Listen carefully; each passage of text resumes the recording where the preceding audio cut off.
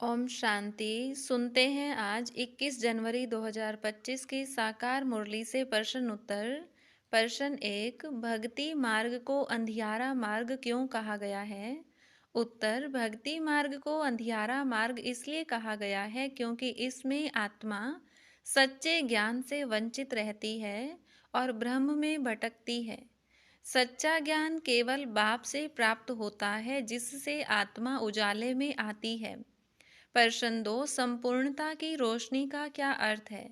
उत्तर, संपूर्णता की रोशनी का अर्थ है आत्मा का पूर्ण ज्ञान से भरपूर होना, जिससे अज्ञान का पर्दा हट जाए और वह दूसरों को सुख और शांति का अनुभव करा सके। प्रश्न 3, बाप ने अमृत वेले का महत्व कैसे समझाया? उत्तर, बाप ने कहा कि अमृत वेले उठकर ज्ञान और सिमरन करने से आत्मा में शुद्धता, शक्ति और स्थिरता आती है, जो पूरे दिन की खुशी का आधार बनती है। प्रश्न 4, आत्मा को ज्ञान गंगा क्यों कहा गया है? उत्तर, आत्मा को ज्ञान गंगा इसलिए कहा गया है क्योंकि वह बाप से प्राप्त ज्ञान से खुद को और दूसरों को पवित्र और सशक्त बनाती है।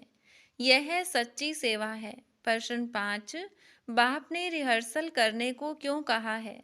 उत्तर, बाप ने कहा कि स्टूडेंट्स अपनी पढ़ाई की रिहर्सल करते हैं, इसी प्रकार बच्चों को भी ज्ञान और सिमरन की रिहर्सल करनी चाहिए, जिससे आत्मा में नशा और खुशी बनी रहे। प्रश्न 6, रचता और रचना के आदि मध्य अंत का क्या महत्व है?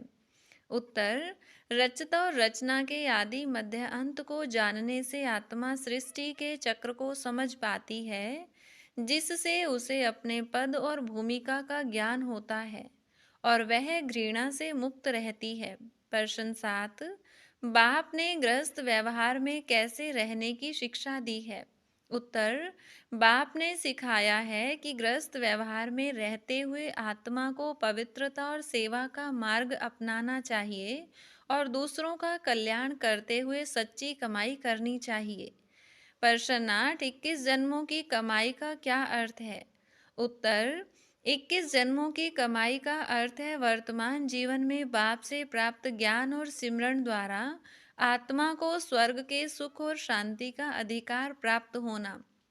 प्रश्न 9, नाटक का आदि मध्य अंत समझने से क्या लाभ होता है? उत्तर, जब आत्मा नाटक के आदि मध्य अंत को समझती है तो वह इसे एक खेल की तरह देखती है, जिससे उसके मन में न तो घृणा होती है और न ही किसी चीज का बोझ। प्रश्न 10, माया और प्रकृति की आकर्षण से बचने का क्या उपाय है? उत्तर, बाप ने कहा है कि यदि आत्मा माया और प्रकृति के आकर्षण से दूर रहती है और बाप को याद करती है तो वह सदा हर्षित और शक्तिशाली रहेगी। प्रश्न 11, श्री कृष्ण और श्री नारायण के संबंध में क्या सिखाया गया है? उत्तर, बाप ने सिखाया कि श्री कृष्ण वही आत्मा है जो अपने जीवन चक्र में श्री नारायण बनती है। यह ज्ञान आत्मा को सृष्टि चक्र की समझ देता है। हर रोज की मुरली से प्रश्न उत्तर सुनने के लिए चैनल को सब्सक्राइब करें और बेल आइकन जरूर दबाएं। वीडियो को दूसरे भाई बहनों के साथ शेयर जरूर करें। ओम शांति।